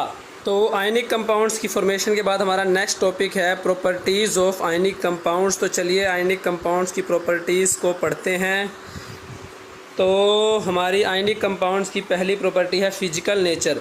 तो जो हमारे आयनिक कंपाउंड्स हैं ये सॉलिड होते हैं और हार्ड भी होते हैं। ऐसा क्यों होता है, क्योंकि जो हमारे पॉजिटिव और नेगेटिव आयंस हैं ये आपस में स्ट्रॉन्ग फोर्स ऑफ अट्रैक्शन से आपस में कंबाइन होते हैं और इसी वजह से जो हमारे आयनिक कंपाउंड्स हैं ये सॉलिड और हार्ड होते हैं। इसके अलावा जो हमारे आयनिक कंपाउंड्स हैं ये ब्रिटल होते हैं। ब्रिटल होने का मतलब है कि अगर आप इनके ऊपर प्रेशर अप्लाई करेंगे या फिर आप इनको हैमर से जो है इसको तो हैमर से जो है बीट करेंगे तो हमारे आयनिक कंपाउंड्स जो हैं ये पीसीज में ब्रेक डाउन हो जाएंगे। अगर हम आयनिक कंपाउंड्स की मेल्टिंग और बॉइलिंग पॉइंट्स की बात करें तो जो हमारे आयनिक कंपाउंड्स हैं इनका हाई मेल्टिंग और बॉइलिंग पॉइंट होता है, यानी कि अगर आपको इन्हें मेल्ट करना हो या बॉईल करना हो तो आपको इनको काफ़ी हाई टेम्परेचर पे गर्म करना होगा, तभी जो है हमारे जो है ये आयनिक कंपाउंड्स है ये मेल्ट या बॉईल होंगे। और इनका जो है ये हाई मेल्टिंग और बॉइलिंग पॉइंट क्यों होता है, क्योंकि जो हमारे पॉजिटिव और नेगेटिव आयंस हैं ये स्ट्रॉन्ग फोर्स ऑफ अट्रैक्शन से आपस में कंबाइन होते हैं और इस एनर्जी को, इस स्ट्रॉन्ग फोर्स ऑफ अट्रैक्शन को ब्रेक डाउन करने के लिए है जो आपको काफ़ी ज़्यादा अमाउंट ऑफ एनर्जी की रिक्वायरमेंट होती है। इसीलिए जो है इनका मेल्टिंग और बॉइलिंग पॉइंट काफ़ी हाई होता है। सोल्यूबिलिटी की बात की जाए तो जो हमारे आयनिक कंपाउंड्स हैं ये वाटर में मोस्टली सोल्यूबल होते हैं, जैसे कि हमारा NaCl है ये वाटर में सोल्यूबल होता है। बट जो हमारे आयनिक कंपाउंड्स हैं ये केरोसिन और पेट्रोल जैसे जो हमारे सॉल्वेंट्स हैं इनमें इनसोल्यूबल है, यानी कि इनमें डिज़ोल्व नहीं हो पाते। उसके बाद जो अगर हमारे आयनिक कंपाउंड्स की कंडक्टिविटी की बात की जाए तो हमारे आयनिक कंपाउंड्स जो हैं अगर आप इनका वाटरी सॉल्यूशन लेंगे या इनका मोल्टन स्टेट में लेंगे तो जो हमारे आयनिक कंपाउंड्स हैं इलेक्ट्रिसिटी को जो है पास आउट होने देते हैं या कंडक्ट कर सकते हैं। बट आयनिक कंपाउंड जो है ये सॉलिड स्टेट में जो है इलेक्ट्रिसिटी को कंडक्ट नहीं करते, क्योंकि सॉलिड स्टेट में जो है वो आयंस की मूवमेंट पॉसिबल नहीं होती, क्योंकि जो इनका स्ट्रक्चर है वो काफ़ी हार्ड स्ट्रक्चर है। मैंने आपको बताया था कि आयंस के बीच में काफ़ी स्ट्रॉन्ग फोर्स ऑफ अट्रैक्शन होता है, इसीलिए जो है ये सॉलिड फॉर्म में जो है इलेक्ट्रिसिटी को कंडक्ट नहीं करते। बट मोल्टन स्टेट में क्या होता है, मोल्टन स्टेट में जो हमारे आयंस हैं ये फ्री होते हैं मूव करने के लिए, और इसीलिए जो है मोल्टन स्टेट में या फिर इनकी वाटर के साथ जो है सॉल्यूशन स्टेट है या एक्वस सॉल्यूशन है उसमें हमारे आयनिक कंपाउंड जो हैं वो इलेक्ट्रिसिटी को और हीट को कंडक्ट करते हैं। तो चलिए पढ़ते हैं कि जो हमारी मेटल्स हैं वो नेचर में कैसे जो है अकर करती हैं और हम जो है मेटल को कैसे गेट कर सकते हैं, कैसे एक्सट्रैक्ट कर सकते हैं। तो जो हमारा अर्थ का क्रस्ट है वो मेटल्स का मेजर सोर्स है, जहाँ से हमें मेटल्स जो है हम प्राप्त करते हैं या हमें मिलती हैं, राइट। उसके अलावा सी वाटर में भी जो है वो मेटल हमें मिलती है उसके सोल्यूबल सोर्स, जैसे कि सोडियम क्लोराइड या मैग्नीशियम क्लोराइड की फॉर्म में, राइट। तो मेटल्स के ऐसे कंपाउंड्स जिससे जो मेटल है हमारी नेचुरली अकर करे अर्थ क्रस्ट में, उन्हें हम कहते हैं मिनरल्स। ठीक है, तो ये हमारे मिनरल्स की डेफिनेशन है। उसके बाद हमारे कुछ मिनरल्स ऐसे होते हैं जिनमें हमारी कोई पर्टिकुलर मेटल का परसेंटेज जो है वो काफ़ी ज़्यादा होता है, और उस मिनरल से हम जो है उस मेटल को प्रॉफिटेबली एक्सट्रैक्ट कर सकते हैं। तो ऐसे मिनरल्स को हम कहते हैं ओर्स। ओर्स के बारे में हम आगे पढ़ेंगे। जैसे कुछ ओर्स होते हैं सिल्वर मेटल के, तो उन ओर्स में क्या होगा, उन ओर्स में जो है सिल्वर मेटल का परसेंटेज जो है वो काफ़ी ज़्यादा होगा।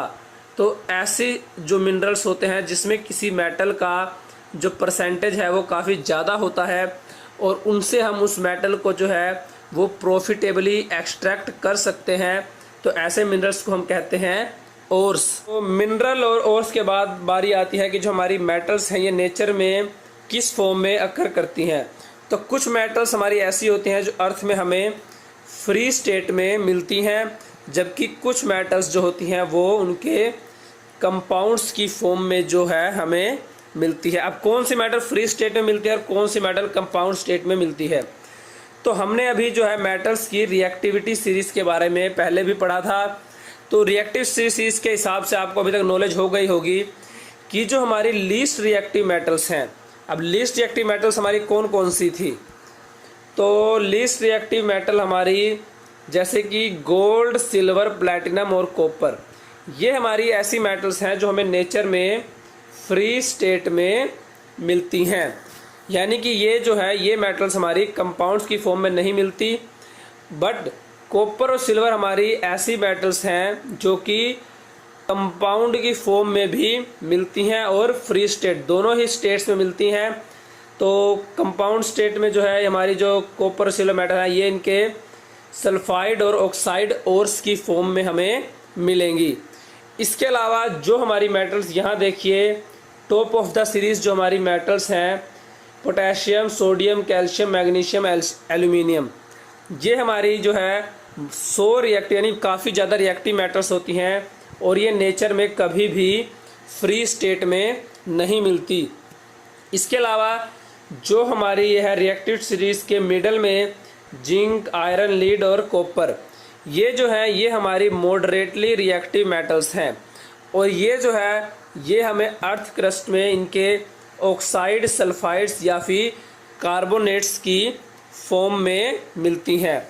और लास्ट में सिल्वर और गोल्ड, ये जो हमारी मेटल्स हैं ये अर्थ क्रस्ट पे फ्री फॉर्म में हमें मिलती हैं। तो इस बेसिस पर जो है हम हमारी मेटल्स को 3 पार्ट्स में क्लासीफाई कर सकते हैं। मेटल्स ऑफ जो है high reactivity, metals of low reactivity और मेटल्स ऑफ मीडियम रिएक्टिविटी। तो अब हमने मेटल्स को क्लासीफाई कर लिया। अब हम देखते हैं कि हम हमारी लो रिएक्टिव, मीडियम रिएक्टिव और हाई रिएक्टिव मेटल्स को एक्सट्रैक्ट कैसे कर सकते हैं। तो आपकी बुक में ही यहाँ हमें जो है पूरा एक चार्ट दिया हुआ है, जिससे कि आपको जो है और से हम मेटल्स को किस तरीके से एक्सट्रैक्ट करते हैं वो पूरा समझ में आ जाएगा। तो जो हमारी लो रिएक्टिव सीरीज़ की मेटल्स हैं जैसे कि गोल्ड और सिल्वर जो कि हमें फ्री स्टेट में मिलती है, तो हम क्या करते हैं, ये जो मेटल्स हैं या तो फ्री स्टेट में मिलेंगी या फिर इनके सल्फाइड ओर की फॉर्म में। अगर ये सल्फाइड ओर्स की फॉर्म में है तो हम इन मेटल ओर्स की क्या करेंगे, रोस्टिंग करेंगे। तो रोस्टिंग करने से ये जो मेटल है हमें मिल जाएंगी, और इन जो हमें मेटल्स मिलेगी इस मेटल का हम एक बार जो है रिफाइनिंग प्रोसेस करेंगे, और रिफाइनिंग प्रोसेस से क्या होगा, हमें जो है वो प्योर मेटल मिल जाएगी। दूसरी तरफ जो हमारी मीडियम रिएक्टिव मेटल्स हैं ये हमें 2 फॉर्म से मिलते हैं, या तो सल्फाइड ओर की फॉर्म में या फिर कार्बोनेट्स ओर की फॉर्म में। अगर ये सल्फाइड ओर की फॉर्म में है तो हम इनकी रोस्टिंग करेंगे, और अगर ये कार्बोनेट ओर की फॉर्म में है तो हम कैल्सिनेशन प्रोसेस का यूज़ करेंगे। दोनों ही प्रोसेस का यूज़ करके जो हम हमारे मेटल्स ओर हैं इनको ऑक्साइड ओर्स में कन्वर्ट कर देंगे। तो ऑक्साइड में कन्वर्ट करने के बाद क्या है, हम इन ऑक्साइड ओर्स का है जो रिडक्शन करेंगे। रिडक्शन करने से क्या होगा, जो ऑक्साइड्स हैं उसमें ऑक्सीजन जो है वो रिड्यूस हो जाएगी और हमें प्योर मेटल जो है हम एक्सट्रैक्ट कर सकते हैं। उसके बाद बारी आती है हाई रिएक्टिव मेटल्स की। तो हाई रिएक्टिव मेटल्स का हम क्या करते हैं, हम हाई रिएक्टिव मेटल्स की मोल्टन स्टेट में जो है उन ओर्स को लेते हैं और उनका इलेक्ट्रोलिसिस करते हैं। तो इलेक्ट्रोलिसिस के प्रोसेस से क्या होगा, इलेक्ट्रोलिसिस प्रोसेस से जो है हमें प्योर मेटल मिल जाएगी। तो ये तो थी रफली आपको जो है मैंने प्रोसेस के बारे में बताया था। तो चलिए अब इन प्रोसेस के बारे में डिटेल से पढ़ते हैं। तो चलिए अब देखते हैं कि जो हमारी मिडल में एक्टिविटी सीरीज की जो मेटल्स होती है उससे हम मेटल्स को कैसे एक्सट्रैक्ट कर सकते हैं। तो अभी जब हमने ऊपर चार्ट में पढ़ा था, मैंने आपको बताया था, तो जो हमारी मॉडरेटली या मिडल में एक्टिविटी सीरीज की जो मेटल्स होती हैं जैसे कि आयरन, जिंक, लीड या कॉपर, तो ये मेटल्स जो हैं ये मैंने बताया था कि ये सल्फाइड या कार्बोनेट्स दोनों ही फॉर्म में नेचर में अकर करती हैं। अब हमने जब लीस्ट रिएक्टिव मेटल्स को जो एक्सट्रैक्ट किया था तो उनको उनके ऑक्साइड फॉर्म से जो है वो इजीली एक्सट्रैक्ट किया था। तो यहाँ भी यही बताया हुआ है कि जो हमारी मेटल्स हैं उनको ऑक्साइड की फॉर्म में जो है वो एक्सट्रैक्ट करना इजीली होता है as compare to its sulphide और कार्बोनेट फॉर्म। ठीक है, तो हम क्या करेंगे, हम जो हमारे सल्फाइड और कार्बोनेट्स हैं इन ओर्स को मेटल ऑक्साइड्स में कन्वर्ट करेंगे। तो मेटल ऑक्साइड्स में कैसे कन्वर्ट करेंगे, अब जो हमारे सल्फाइड ओर होते हैं इनको तो हम सिंपली जो है हीट करेंगे एक्सेस एयर की प्रेजेंस में, यानी जो है एयर की प्रेजेंस है वो पूरी होनी चाहिए, एक्सेस होनी चाहिए। यानी कि अगर हम मेटल को हीट कर रहे हैं तो एयर की जरा से भी कमी नहीं होनी चाहिए मेटल को हीट करने के लिए। तो इस प्रोसेस को हम रोस्टिंग कहते हैं। दूसरी तरफ जो हमारे कार्बोनेट्स ओर हैं, कार्बोनेट्स ओर को हम कैल्सिनेशन के प्रोसेस द्वारा या कैल्सिनेशन के प्रोसेस के थ्रू ऑक्साइड्स में कन्वर्ट करते हैं। और कैल्सिनेशन में और रोस्टिंग में सिर्फ एक ही डिफरेंस है कि कैल्सिनेशन प्रोसेस में हम जो हमारे कार्बोनेट्स और हैं इनको हम लिमिटेड एयर की प्रेजेंस में जो है वो हीट करते हैं, जबकि रोस्टिंग में हम एक्सेस एयर की प्रेजेंस में जो है हमारे सल्फाइड ओर्स को हीट करते हैं। तो उसके बाद देखिए यहाँ आपको रिएक्शन भी दी हुई है, रोस्टिंग ऑफ जिंक सल्फाइड। तो जिंक सल्फाइड की जब हम रोस्टिंग करेंगे एक्सेस अमाउंट ऑफ ऑक्सीजन या एक्सेस अमाउंट ऑफ एयर की प्रेजेंस में, तो क्या होगा, जो हमारा जिंक सल्फाइड है ये ऑक्सीडाइज होके जिंक ऑक्साइड में कन्वर्ट हो जाएगा और इस रिएक्शन में सल्फर डाइऑक्साइड गैस जो है वो रिलीज होगी। दूसरी तरफ यहाँ हमें जिंक कार्बोनेट का जो है कैल्सिनेशन प्रोसेस भी दिया हुआ है। तो कैल्सिनेशन प्रोसेस में क्या होगा, जो हमारा जिंक कार्बोनेट है इसको हम हीट करेंगे लिमिटेड एयर की प्रेजेंस में, और इससे क्या होगा, इससे जो हमारा जिंक कार्बोनेट है ये जिंक ऑक्साइड में कन्वर्ट हो जाएगा और इस रिएक्शन में कार्बन डाइऑक्साइड गैस जो है वो हमारी रिलीज होगी। तो इधर देखिए अब हमने जो है हमारे सल्फाइड और इसको रोस्टिंग के थ्रू जो है मेटल ऑक्साइड में कन्वर्ट कर लिया और कैल्सिनेशन के थ्रू जो हमारे कार्बोनेट्स हो रहे हैं उन्हें हमने ऑक्साइड्स में कन्वर्ट कर लिया। बट हमें एक्सट्रैक्ट करनी है प्योर मेटल। तो उसके लिए हम क्या करेंगे, जो हमारे मेटल ऑक्साइड्स हैं उनको हम रिड्यूस करेंगे, और रिड्यूस करने के लिए हम क्या करेंगे, हम रिड्यूसिंग एजेंट्स का यूज़ करते हैं। तो रिड्यूसिंग एजेंट्स हमारे क्या करते हैं, रिड्यूसिंग एजेंट्स जो है ये हमारे मेटल ऑक्साइड्स को रिड्यूस कर देते हैं। आपको रिडक्शन रिएक्शन के बारे में मैंने चैप्टर 1 में बताया था कि रिडक्शन रिएक्शन ऐसी होती है जब हमारा कोई कंपाउंड ऑक्सीजन को लूज़ करता है तो उस रिएक्शन को हम रिडक्शन रिएक्शन कहते हैं। तो रिडक्शन रिएक्शन का हम करवाएंगे हमारे मेटल ऑक्साइड्स की। तो मेटल ऑक्साइड रिडक्शन रिएक्शन हम रिड्यूसिंग एजेंट्स का यूज़ करके करवाएंगे, जैसे कि कार्बन। तो यहाँ इन्होंने एक एग्जांपल भी दिया है कि जैसे हम जिंक ऑक्साइड को कार्बन के साथ अगर हीट करेंगे, यहाँ देखिए तो हमारा जो जिंक है ये रिड्यूस हो जाएगा और हमें प्योर जिंक मेटल मिल जाएगी, जबकि हमारा कार्बन जो है ये ऑक्सीडाइज हो जाएगा और इस रिएक्शन में कार्बन मोनोऑक्साइड गैस जो है वो रिलीज होगी।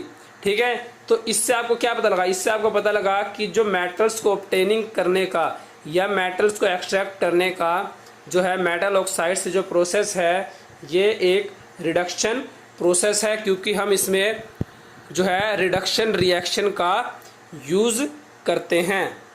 तो ऐसा नहीं है कि हम जो है मेटल ऑक्साइड्स से जो है हमारी मेटल ऑक्साइड्स इनसे हम मेटल्स को एक्सट्रैक्ट करने के लिए जो है रिड्यूसिंग एजेंट्स का यूज़ करें। हम जो है डिस्प्लेसमेंट रिएक्शंस का यूज़ करके भी जो है मेटल ऑक्साइड से मेटल्स को ऑब्टेन कर सकते हैं। कैसे?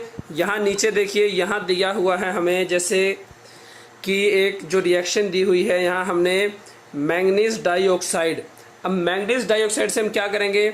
जो हमारी हाईली रिएक्टिव मेटल्स होती हैं, जैसे कि ये देखिए इधर दिया भी हुआ है सोडियम, कैल्शियम, एल्यूमिनियम, हम इन जो है हाईली रिएक्टिव मेटल्स का रिड्यूसिंग एजेंट की तरह यूज़ करेंगे।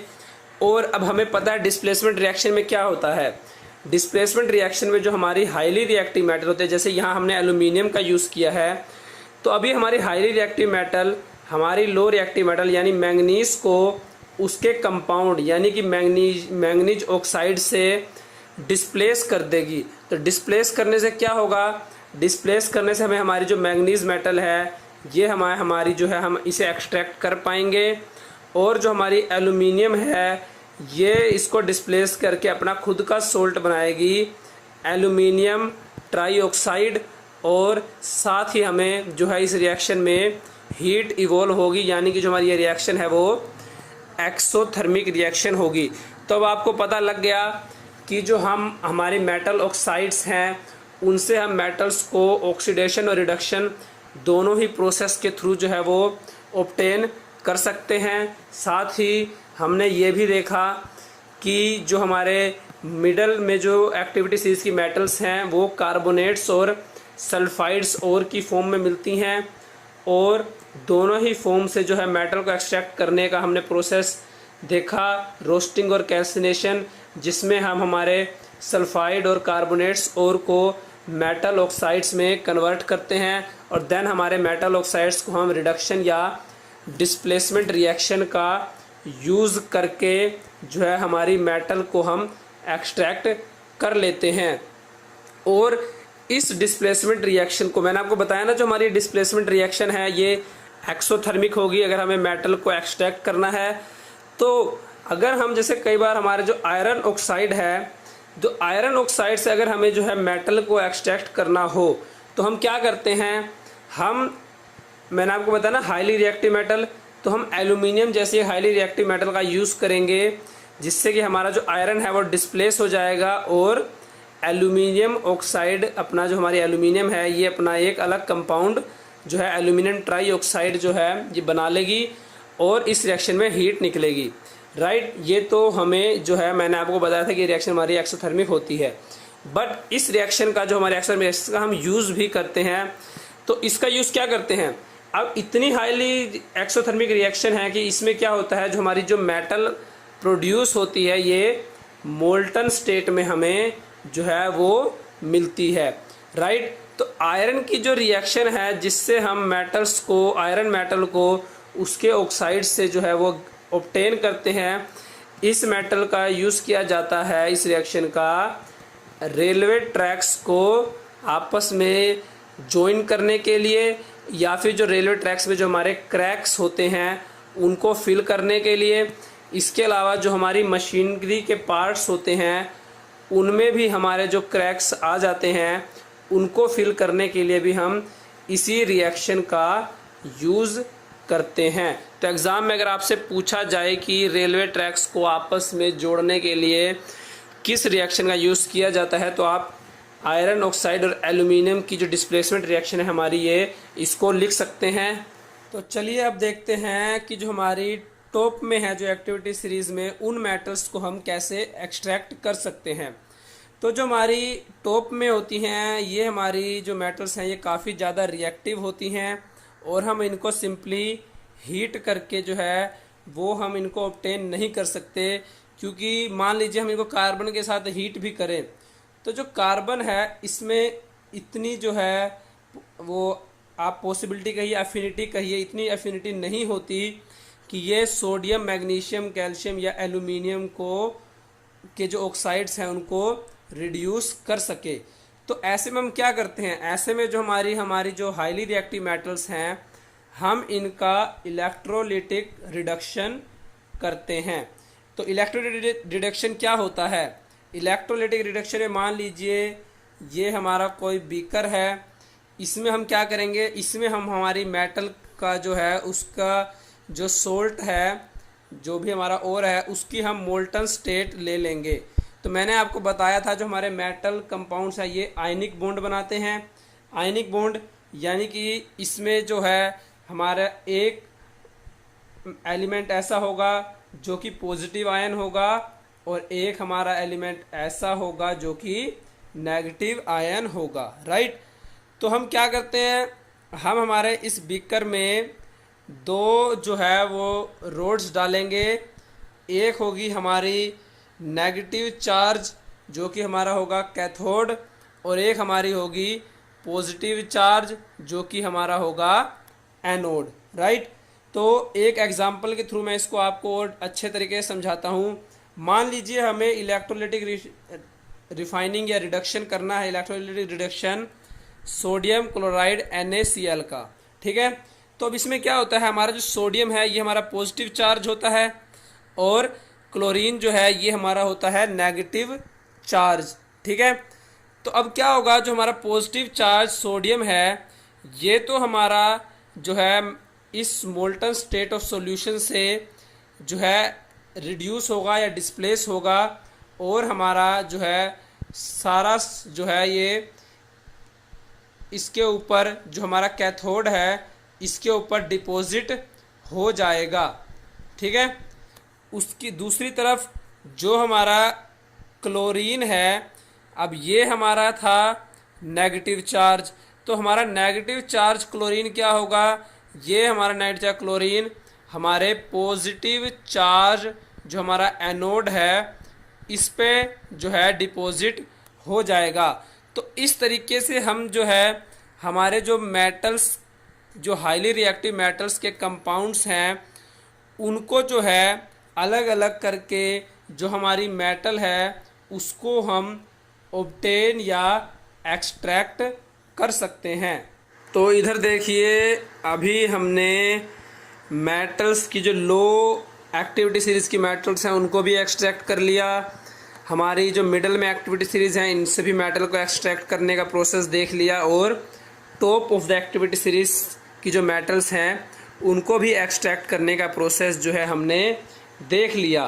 बट इन सभी वेरियस जो रिडक्शन प्रोसेस हैं इनसे जो हमने मेटल को एक्सट्रैक्ट किया ये काफ़ी प्योर या कहें कम्प्लीटली प्योर मेटल्स नहीं होती, इनमें अभी भी कुछ इम्प्योरिटीज़ होती हैं जिनको रिमूव करना ज़रूरी है ताकि जो है हमें प्योर मेटल जो है मिल सके। अब बिल्कुल प्योर मेटल को जो है ऑब्टेन करने के लिए हम क्या करते हैं, इन मेटल्स का इलेक्ट्रोलिटिक रिफाइनिंग करते हैं। तो चलिए देखते हैं हमारा इलेक्ट्रोलिटिक रिफाइनिंग का जो प्रोसेस है ये क्या होता है। तो चलिए अब देखते हैं कि हमारा इलेक्ट्रोलिटिक रिफाइनिंग का जो प्रोसेस है वो होता क्या है। तो यहाँ आपको डेफिनेशन दी हुई है बुक में, आप इसको नोट कर सकते हैं। मैं आपको वर्बली समझा देता हूँ फिगर के थ्रू कि हमारा इलेक्ट्रोलिटिक रिफाइनिंग का प्रोसेस क्या होता है। तो इस प्रोसेस में क्या करते हैं, मान लीजिए कि हमें हमारी कॉपर मेटल जो हमने एक्सट्रैक्ट की थी या ऑब्टेन करी थी इससे इम्प्योरिटीज़ को रिमूव करना है इसके इलेक्ट्रोलिटिक रिफाइनिंग के द्वारा, ठीक है। तो हम क्या करेंगे, हम हमारी इस कॉपर मेटल की जो है एक जो हमारी इम्प्योर कॉपर मेटल है इसकी एक जो है बार या स्टिक बनाएंगे और इसको हम एनोड की तरह, जैसे फिगर में हमें दिखाया है, एनोड की तरह यहाँ यूज़ करेंगे। और दूसरी तरफ हम इसी कॉपर मेटल की एक प्योर बार लेंगे और उसको हम कैथोड की तरीके तरह यूज़ करेंगे।